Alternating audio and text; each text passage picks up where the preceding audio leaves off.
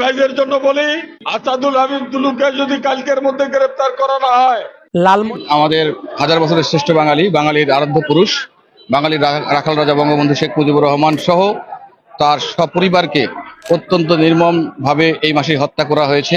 আজকে আগস্ট মাস, আপনারা ইতিমধ্যে দেখে আসতেছেন যে গত কয়েকদিন থেকে জামাত শিবির, বিএনপি, সাধারণ শিক্ষার্থীদেরকে ব্যবহার করে যে শিক্ষার মধ্যে আন্দোলন শুরু করেছে তা আমরা দেখতেছি এবং তার আমরা সহ্য করব না।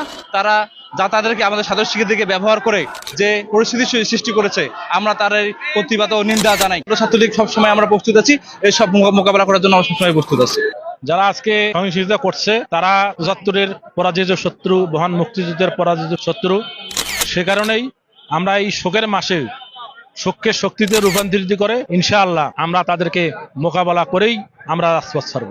যারা মেয়র জাহাঙ্গীরের দেহরক্ষী করে হত্যা করে যারা গাছে লটকায় রেখেছে, এই মিশন চত্বরে সন্ত্রাসের গডফাদার লাল মেহাটের আসাদুল হাবিব দুলুর নেতৃত্বে যেভাবে পুলিশ বাহিনীর উপর হামলে পড়েছিল, পুলিশ ভাইদের জন্য বলি, আসাদুল হাবিব দুলুকে যদি কালকের মধ্যে গ্রেফতার করা না হয়, পরশুদিন নতুন কর্মসূচি ঘোষণা করে লাল মেহাটকে অচল করে দিয়ে আসাদুল হাবিব দুলুকে গ্রেফতার না করা পর্যন্ত আমরা রাজপথে অবস্থান গ্রহণ করব।